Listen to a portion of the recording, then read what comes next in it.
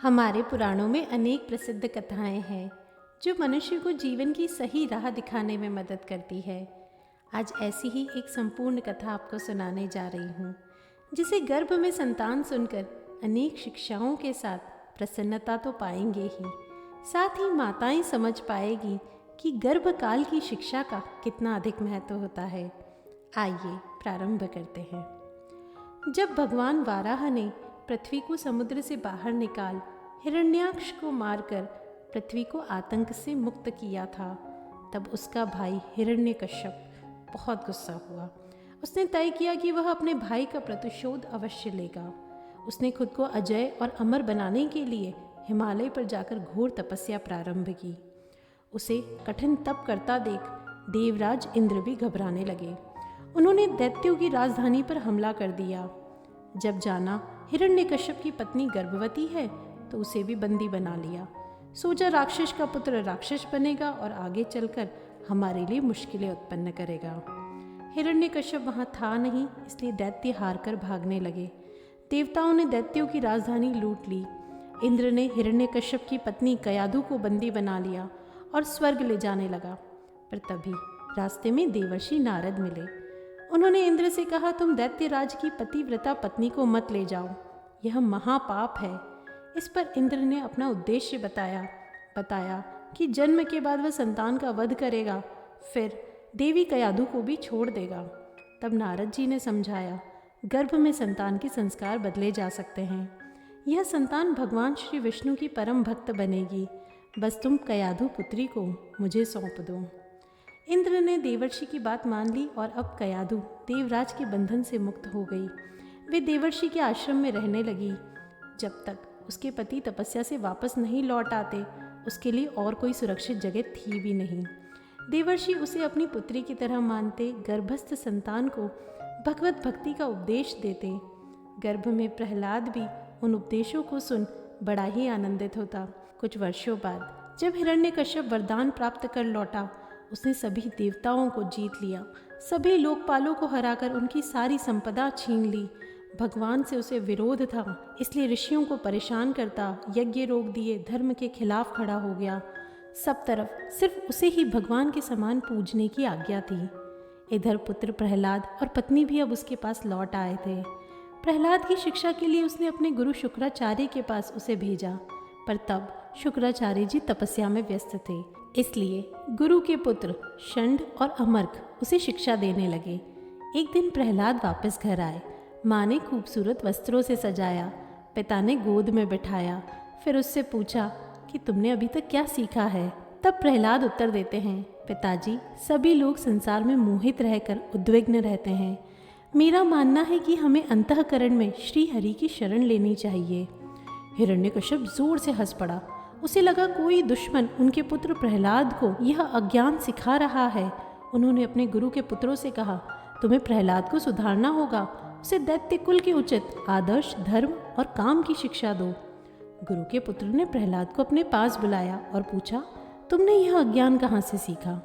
प्रहलाद मुस्कुराते हुए कहा, गुरुदेव, इस दुनिया में हम भगवान की माया के चक्कर में बह रहे हैं। भगवान दयालु होते हैं, जब वह किसी पर अपनी दया बरसाते हैं तो वह इंसान के मन में बस जाते हैं। मेरे मन को उनकी अनंत कृपा ने उन परम पुरुष की ओर खींच लिया है। मेरे गुरु ने मेरे साथ बहुत मेहनत की है, मुझे ज्ञान का सही मार्ग दिखाया है। उन्हीं ने मुझे सच्ची शिक्षा दी। उन्हीं ने मुझे अर्थशास्त्र, दंड नीति और राजनीति के बारे में भी सिखाया। मैं अपने गुरु की शिक्षा को ध्यान से सीखता था। उनके मन में विद्या के प्रति सच्ची आस्था थी। मैंने गर्भकाल में ही संपूर्ण ज्ञान प्राप्त कर लिया है। गुरु पुत्रों को उसकी बात ज़्यादा समझ नहीं आई।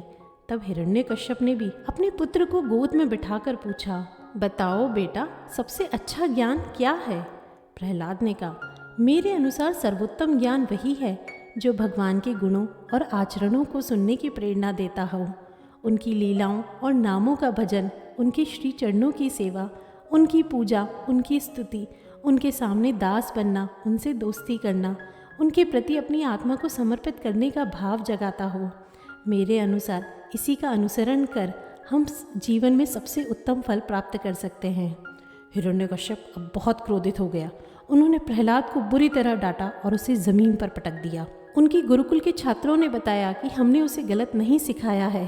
प्रहलाद शांति से खड़े रहे, बिना किसी क्रोध के। वे अपने पिता से कहने लगे, पिता आपको गुस्सा नहीं आना चाहिए। गुरु के पुत्रों का भी कोई दोष नहीं है। वे विषयों की वस्तुओं को बार बार उपभोग करके उन्हीं में लगे रहते हैं, पर मैं सच्चे ज्ञान को जानता हूँ। आज वह नन्हा सा बच्चा त्रिभुवन विजयी दैत्यराज हिरण्यकश्यप के सामने बिना डरे खड़ा था और पिता की रुचि के विपरीत यह सब कहे जा रहा था। दैत्यराज के गुस्से का अब कोई पार नहीं था। उसने अपने क्रूर सभासदों को आदेश दिया, जाओ तुरंत इस दुष्ट बच्चे को मार डालो। दैत्य बच्चे पर हमला करने के लिए तलवार, त्रिशूल, अन्य शस्त्रों को लेकर चिल्लाते हुए उस बालक पर टूट पड़े, पर प्रहलाद निर्भय खड़े रहे। उन्हें सब जगह उनके दयालु प्रभु ही दिखाई देते थे। उन्हें किसी का भी डर नहीं था। असुरों ने बड़े ताकतवर अस्त्र शस्त्रों से बार बार हमला किया, लेकिन प्रहलाद को खरोच तक नहीं आई। उसके शरीर को छूते ही हथियार टुकड़े टुकड़े हो जाते। हिरण्यकश्यप को बहुत हैरानी हुई। उसने तय कर लिया कि वह प्रहलाद को अब जिंदा नहीं छोड़ेगा। वह कई तरह के उपाय करने लगा। एक बार हाथी के सामने प्रहलाद को डाल दिया, लेकिन हाथी ने प्रहलाद को प्यार से अपनी सूंड से उठा लिया। फिर प्रहलाद को उसने एक कोठरी में बंद कर दिया, जहाँ भयंकर सर्पों को छोड़ दिया, लेकिन यह सर्प प्रहलाद के पास पहुंचकर केंचुए की तरह सीधे हो गए। जब जंगली सिंह के सामने उसे छोड़ा गया तो वह पालतू कुत्ते की तरह उसके सामने पूंछ हिलाता हुआ बैठ गया। जब प्रहलाद को खाने के लिए उग्र विष दिया गया तो उसका भी उस पर कोई प्रभाव नहीं हुआ। विष पेट में जाकर अमृत बन गया। अनेक दिनों तक उसे भोजन नहीं दिया गया, जल की एक बूंद नहीं मिली। फिर भी प्रहलाद के स्वास्थ्य पर कोई असर नहीं हुआ। वे तो दिन पर दिन और ही मजबूत दिखाई दे रहे थे। उन्हें ऊंचे पर्वत से गिराया गया, पत्थरों के साथ बांधकर समुद्र में फेंक दिया गया, पर हर बार वे भगवान का नाम गुणगान करते हुए वापस लौट आए। इतना सब होने पर हिरण्यकश्यप की बहन होलिका ने कहा, भैया मैंने तप करके एक विशेष वस्त्र पाए हैं। वे वस्त्र अग्नि में नहीं जलते, इसलिए मैं उन वस्त्रों को पहनकर प्रहलाद को गोद में लेकर अग्नि में बैठ जाऊंगी। तब देखते हैं कौन सी माया उसे बचा पाएगी। हिरण्यकश्यप को प्रस्ताव पसंद आया और ऐसी ही व्यवस्था की गई। परंतु भगवान की लीला यहाँ भी सबने देखी। होलिका का वस्त्र उड़ गया और वह जलकर खाक हो गई। वहीं प्रहलाद का बाल भी बाका नहीं हुआ। उसने पुनः अपने पिता को समझाया, भगवान से नफरत करना बंद करो। भगवान नाम का प्रभाव देखो कि यह अग्नि भी मुझे शीतल लगती है। आप भी भगवान श्री हरि का नाम लो और संसार के सारे तापों से मुक्त हो जाओ। राक्षस राजा हिरण्यकश्यप के साथ कई राक्षसों ने उसे माया के साथ डराने के अनेक प्रयोग किए, लेकिन प्रहलाद के सामने माया की भी एक न चलती। जैसे ही वे अपनी आंखें उठाते, मायावी दृश्य समाप्त हो जाते। हिरण्यकश्यप अति क्रोध में भरकर प्रहलाद को सभा में बुलाते हैं और गुस्से में पूछते हैं, कहाँ है तेरा भगवान? क्या तुम इसे खंबे में भी देखते हो? तब प्रहलाद ने कहा, हाँ पिताजी, मैं उन्हें यहाँ भी देखता हूँ। तब क्रोध में सिंहासन से उठकर उसने बड़े जोर से खंबे को एक घूंसा मारा। उस खंबे में से एक महाभयंकर दहाड़ उठी, जैसे सारा ब्रह्मांड फट गया हो। सभी लोग भयभीत हो गए। हिरण्यकश्यप भी इधर उधर देखने लगा। उसने देखा खंबा बीच से फट गया है और वहाँ से मनुष्य के शरीर और सिंह के मुख की अद्भुत भयंकर आकृति प्रकट हो रही थी। भगवान नरसिंह बहुत तेजी से आगे बढ़ रहे थे और वे गरजने लगे। उन्होंने दैत्य राजा हिरण्यकश्यप को पकड़ लिया और जिस दैत्य राज के पास वरदान था कि वह किसी भी घर के अंदर या बाहर, दिन में ना रात में, धरती पर या आसमान में, किसी भी प्राणी, किसी भी हथियार, किसी भी मनुष्य, पशु, किसी भी जीवित निर्जीव प्राणी से नहीं मरेगा, किसी भी अस्त्र शस्त्र का प्रभाव उस पर नहीं होगा, उसे भगवान ने अपनी जंघा पर रखकर अपने नाखूनों से उसका पेट फाड़ दिया। दैत्यराज हिरण्यकश्यप का अंत हुआ, लेकिन भगवान नरसिंह का क्रोध अभी शांत नहीं हुआ।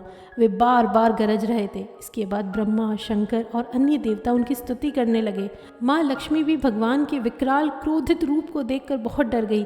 उनकी हिम्मत नहीं हुई कि वे उनके पास जाए। आखिर ब्रह्मा जी ने प्रहलाद को भगवान नरसिंह को शांत करने के लिए इशारा किया। तब प्रहलाद निर्भय होकर भगवान के पास गए और उनके चरणों में गिर गए। भगवान ने स्नेह से उन्हें उठा लिया, अपनी गोद में बिठा लिया। वे बार बार प्रहलाद को चाटते हुए कहने लगे, बेटा प्रहलाद, मुझे माफ़ कर दो। मुझे आने में बहुत देर हो गई, तुम्हें बहुत कष्ट सहना पड़ा, मुझे क्षमा कर दो। प्रहलाद का गला भर आया। आज त्रिभुवन के स्वामी उनके सिर पर अपना आशीर्वाद देकर उन्हें प्यार से छू रहे थे। प्रहलाद जी धीरे धीरे खड़े हुए। उन्होंने अपने हाथ जोड़कर भगवान की प्रशंसा की, बड़े भक्ति भाव से भगवान की महिमा गाई। आखिरकार भगवान ने उनसे एक वरदान मांगने के लिए कहा। प्रहलाद ने कहा, प्रभु आप वरदान देने की बात करके मेरी परीक्षा क्यों लेते हैं? वह जो अपने स्वामी से सेवा का पुरस्कार चाहता है वह तो व्यापार है, मैं तो सिर्फ सेवक हूँ आपका। मुझे किसी भी प्रकार की कोई भी पुरस्कार की इच्छा तक नहीं मेरे नाथ। आपसे मेरी यही विनती है कि आप मुझे शुद्ध आशीर्वाद दें, मेरे दिल में कभी कोई इच्छा उठे ही ना, ऐसी आप कृपा करें।